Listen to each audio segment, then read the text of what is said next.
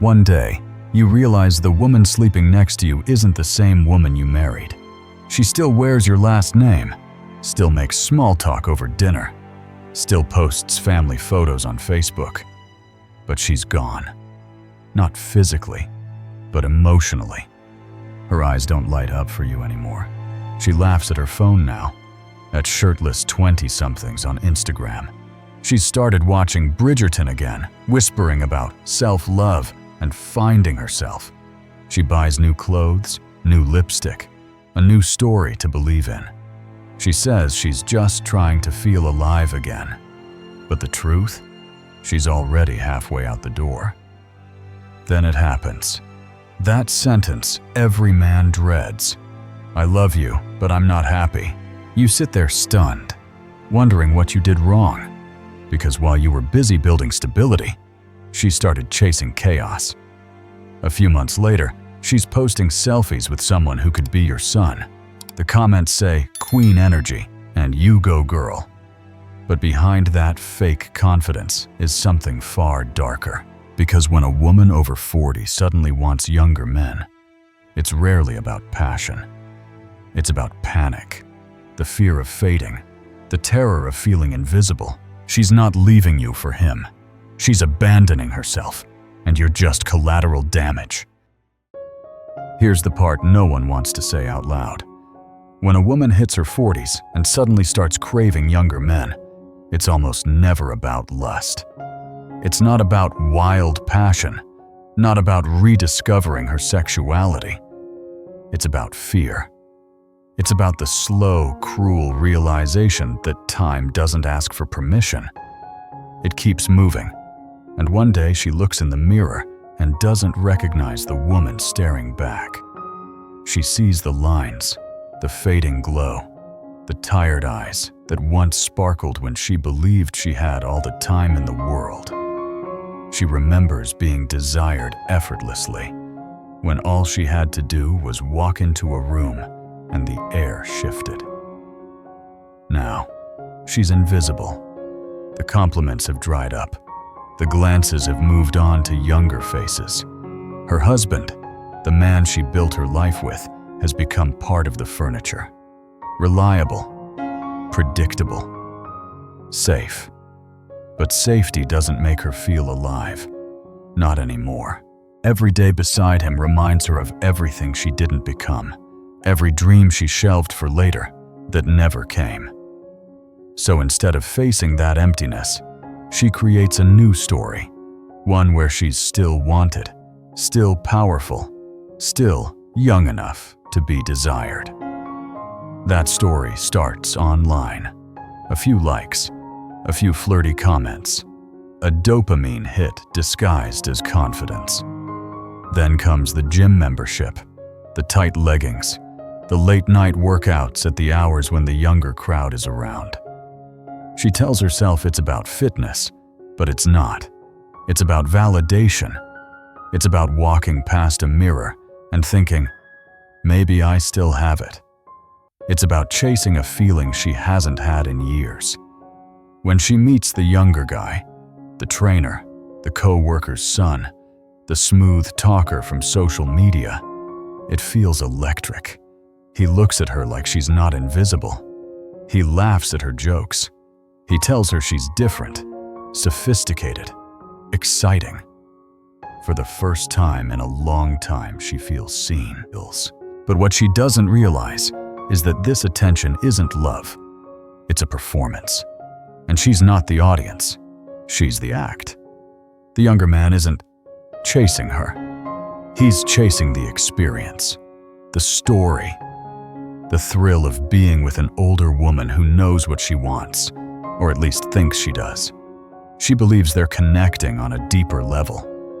He's just collecting stories to tell his friends. She plans weekends away. He plans his next move. She's falling in love. He's figuring out how to avoid being tagged in her photos. But here's the brutal truth. She's not attracted to him. She's addicted to the way he makes her feel. Wanted, relevant, desired. He's not a person to her. He's a mirror that reflects back the version of herself she wishes was still real. And when that reflection fades, the crash is brutal, because the high never lasts. The fantasy always expires. I've seen this story unfold more times than I can count.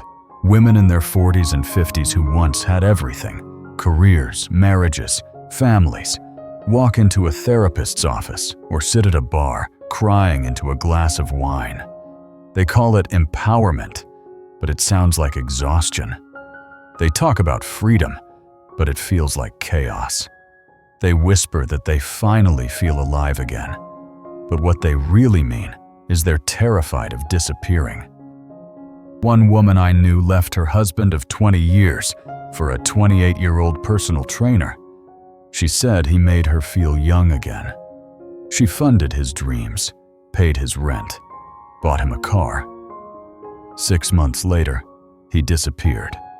Younger woman, new apartment, no goodbye.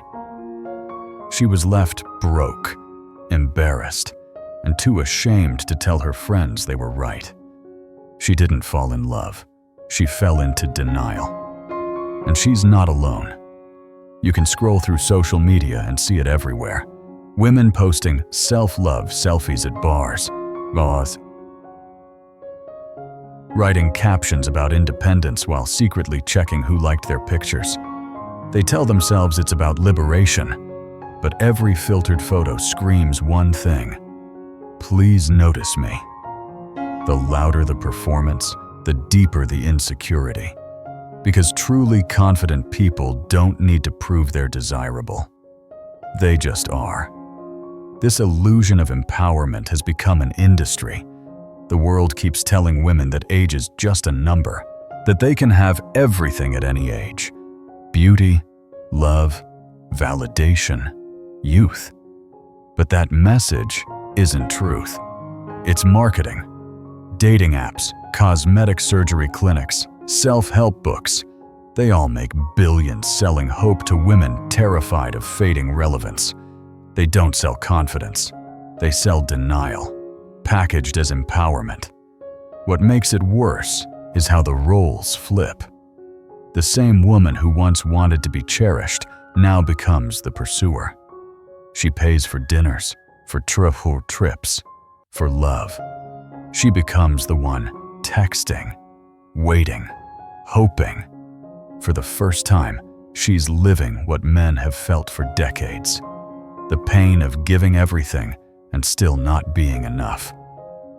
Except now, she can't stand the taste of her own medicine. The tragedy isn't that these women want love. The tragedy is that they've confused validation with connection. They think being desired means being valued. But attention fades. Desire shifts. What remains is emptiness, the same emptiness they tried to escape. And by the time they realize it, the cost is higher than they imagined. Their dignity, their peace, sometimes even their family. You might think this doesn't concern you, that it's just her crisis. But every man in a long marriage feels this shadow. The slow erosion of affection, the invisible competition with youth, with fantasy, with the version of you she wishes existed only in her memory. You become the reminder of what she lost, not because you changed, but because you stayed. You stayed real, steady, constant, and she mistook consistency for boredom. So when she starts chasing younger men, she's not replacing you. She's rewriting her own story, trying to convince herself that time hasn't won. The younger guy isn't her future. He's her escape hatch. And when that illusion shatters, she'll finally see what she's been running from all along. Not you, not marriage, not routine. Herself. This isn't about judging her. It's about understanding the quiet desperation hiding behind empowerment hashtags and motivational quotes. It's about seeing the truth no one dares to say, that behind every midlife affair, every self-discovery trip, every new gym obsession lies a woman who's terrified of fading into the background of her own life. And until she faces that truth, every love story she tries to write will end the same way, with an empty heart, a younger man walking away, and a mirror she still can't bear to look into. The truth is, these women don't fall in love with younger men. They fall in love with what those men reflect back. Not the person, but the possibility. Not romance, but resurrection. For a moment, they feel alive again, like they've cheated time. But what looks like freedom is just a temporary escape from a truth they can't accept, that the mirror always wins. At first, it feels intoxicating. He texts her nonstop. He calls her gorgeous. He tells her she's different from girls his age. She believes him because she needs to. Every word is oxygen to a dying ego. But this isn't desire. It's dopamine, and dopamine is cruel. It gives her a rush, then drops her lower than before. So she chases another hit, a new trip, a new selfie, a new illusion. That's when the pattern begins. She starts paying for everything, dinners, trips, even his rent. Not because she's generous, but because she's terrified of losing the feeling. She's not supporting a man, she's financing her own denial. Not empowerment, but emotional debt. And the more she invests, the more she has to lie to herself that it's love. Then comes the crash. The calls slow down. The texts dry up. He starts saying he's busy. She feels the panic rise in her chest. She tells herself he's just tired, stressed, confused. But deep down, she knows. He's already gone. The same youth that drew her in now becomes her enemy. Because youth doesn't stay. It never does. I've seen this play out again and again. Women who swore they'd never fall for the same trap.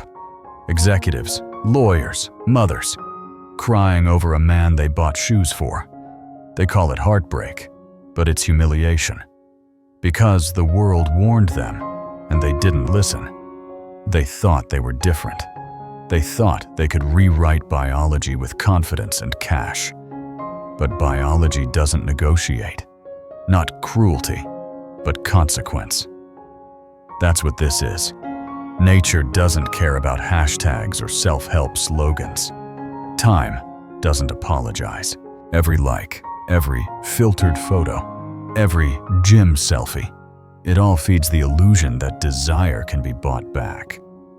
But it can't, because you can't outspend gravity. The irony is brutal. These women used to mock men for midlife crises.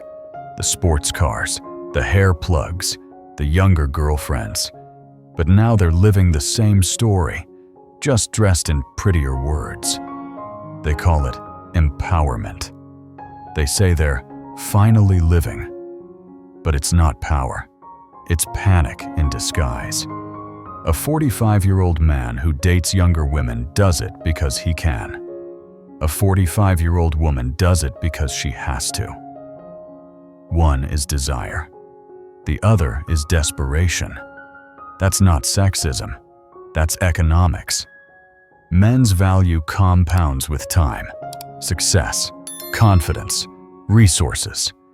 Women's value is front-loaded in beauty, youth, fertility. It's cruel, but it's true. Pretending otherwise doesn't rewrite evolution. It just makes the fall harder when reality hits. And the worst part? They start hating the very men who stayed. Their husbands become symbols of everything they don't want to face. Routine, aging, the reflection of who they've become. They tell themselves they need space. They say they feel trapped. But it's not the marriage that's suffocating them. It's themselves. They're not bored with their husbands. They're bored with their own reflection in his eyes. So they rewrite the story. In this new version, he's the villain, the one who made her invisible, the one who stopped making her feel beautiful. She convinces herself she deserves more, and maybe she does. But what she's chasing isn't love. It's validation. She doesn't want a partner. She wants proof she's still desirable. Not romance, but relevance. Not connection, but confirmation. And when that proof walks away, as it always does, she's left with silence. The silence of an empty house. The silence after the dopamine runs out. The silence that whispers the truth she's been avoiding. It was never about him. It was always about her. That's the part nobody warns them about. The aftermath. The younger man leaves for someone closer to his own age. The husband they discarded moves on with someone who actually values what he offers. The friends who cheered them on grow quiet. The social media crowd that once called her a queen now scrolls past her posts without liking. And suddenly, she's no longer empowered. She's just alone. I watched a neighbor live this story in real time.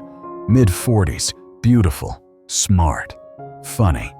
Started dating a guy barely 27.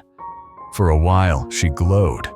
She posted selfies with captions like, "Age is just a number," and finally being seen.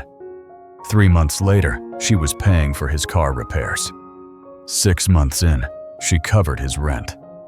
By month 8, he was gone, with a new girlfriend 10 years younger than her. She told people she was fine, but her eyes said otherwise. I saw her sitting in her car one night, staring at nothing. She wasn't heartbroken over him. She was heartbroken over what she realized about herself. That all along, she'd been buying moments of borrowed youth, and the bill had finally come due. That's the thing about illusions. They always send the invoice. So when you see these women online bragging about living their truth, understand what's really happening underneath the filters and captions. It's not joy. It's fear. Not confidence, but collapse. They're not discovering freedom. They're trying to outrun reality and losing ground every step of the way. There's a reason these stories always end the same, because there's no way to win a game built on denial. The younger man gets what he wants. The thrill, the story, the experience. The woman gets a fleeting echo of who she used to be. But when the echo fades, what's left is the same loneliness she tried to bury. And in that silence, when the phone stops buzzing and the mirror stops lying, that's when truth arrives. The truth that you can't build happiness on validation. You can't heal emptiness with attention. You can't replace meaning with excitement. Not love, but longing. Not empowerment, but escape. And once she finally understands that, the damage is already done. When the fantasy dies, the silence is deafening. There's no grand ending, no apology, no closure. Just the slow realization that the thing she was chasing was never real. The younger man isn't a villain. He's just a mirror, showing her everything she wanted to believe about herself. He didn't ruin her life. He revealed it. That's when it hits her. The rush fades. The attention disappears. The comments dry up. The mirror becomes cruel again. What used to feel like freedom now feels like fallout.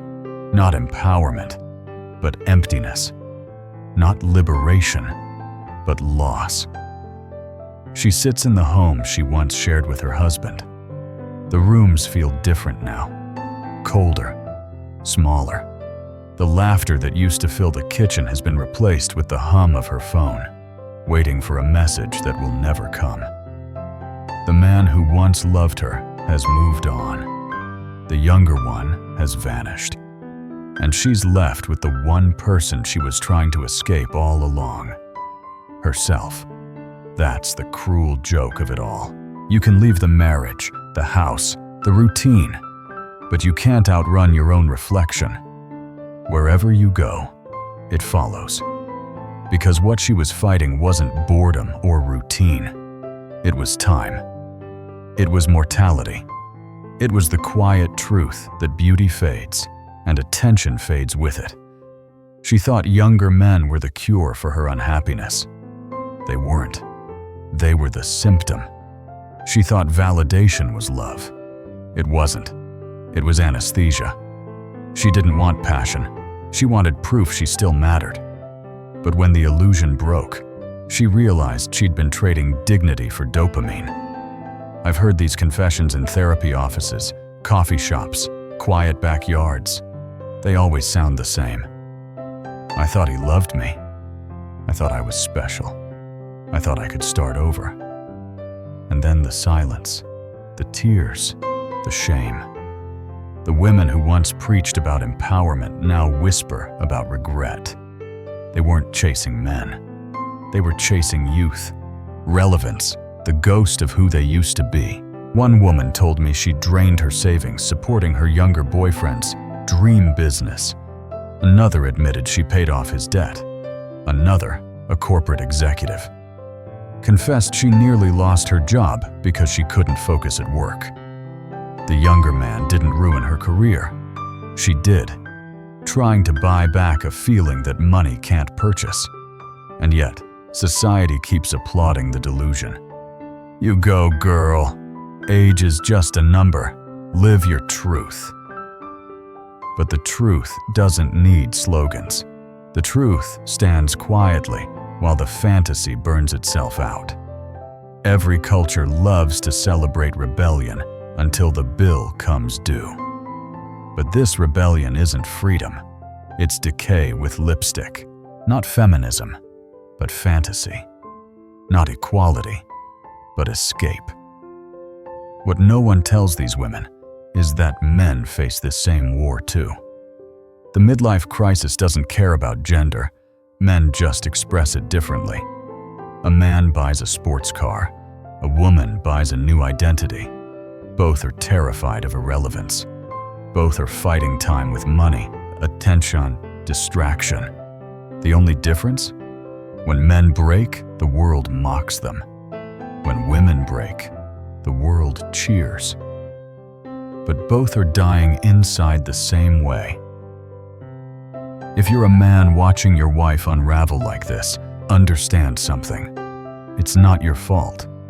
You didn't fail as a husband. You just became the mirror she doesn't want to look into. You represent the reality she's trying to escape. Aging, stability, responsibility. You're not the problem. You're the proof that time has passed. But don't let guilt make you weak. You can't fix her. You can't compete with fantasy. You can't argue with delusion. What you can do is protect yourself, emotionally, financially, mentally. Because while she's trying to find herself, she may also be losing everything that matters. And you don't need to lose yourself with her. The sad truth is, by the time she realizes what she's done, it's usually too late. The younger man has moved on. The husband she blamed has rebuilt. The kids have distanced themselves, tired of watching her try to relive a chapter that's already closed. And she's left standing in the wreckage, holding nothing but her pride. And even that starts to feel heavy. But here's the twist most people miss. This story doesn't have to end in destruction. The crisis itself isn't the problem. Denial is. Because midlife isn't the end. It's the invitation. The real empowerment isn't found in a younger man's arms. It's found in the mirror, in accepting what's real, not pretending it isn't. Not chasing youth, but embracing evolution. There are women who do this right. They face aging head-on. They stop fighting biology and start mastering wisdom. They don't try to out-youth the young. They outgrow them. They build depth, power, and peace. They trade attention for authenticity. They become grounded, magnetic, impossible to manipulate. That's real feminine strength, the kind that doesn't need an audience. And the same goes for men. The best thing a man can do when this storm hits isn't revenge or resentment. It's clarity. Don't beg, don't bargain, don't chase. Let her go if she's determined to run. Because when the high fades and reality hits, she'll see what she left behind. But by then, you'll be standing taller, not bitter, not broken, just wiser. The cultural lie that age is just a number has destroyed more marriages than infidelity ever did. Because age isn't the enemy. Denial is, and pretending that time doesn't matter doesn't make you ageless.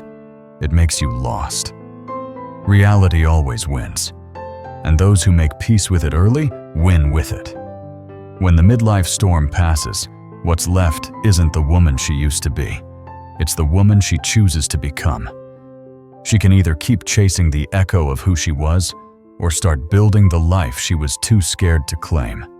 One leads to ruin, the other to redemption. So if you're a woman listening to this, take this as a mirror, not a judgment. You don't need to chase youth to be valuable. You don't need to compete with 20-year-olds to feel alive. The men you think you've outgrown aren't your jailers. They're the witnesses to your history. And sometimes, that's worth more than any fantasy. And if you're a man watching this happen, understand the pattern, but don't let it poison you. Her crisis isn't your identity. Her escape isn't your worth. Protect your peace. Learn the lesson, and never forget this truth. She didn't fall in love with a younger man. She fell for the illusion that time had stopped. But time never stops. It only reveals who's truly growing and who's still running. Stay here a little longer, because conversations like this are rare. The kind that strip away the filters and tell the truth most people are too afraid to say. Hit subscribe so you don't miss the next one. Drop your story in the comments. Tell the world what you've seen, what you've learned, or what it cost you to wake up. And share this video with someone who needs to hear it. The friend who's losing himself trying to fix her, or the woman still chasing the reflection of who she used to be. Truth spreads when brave people share it. Be one of them.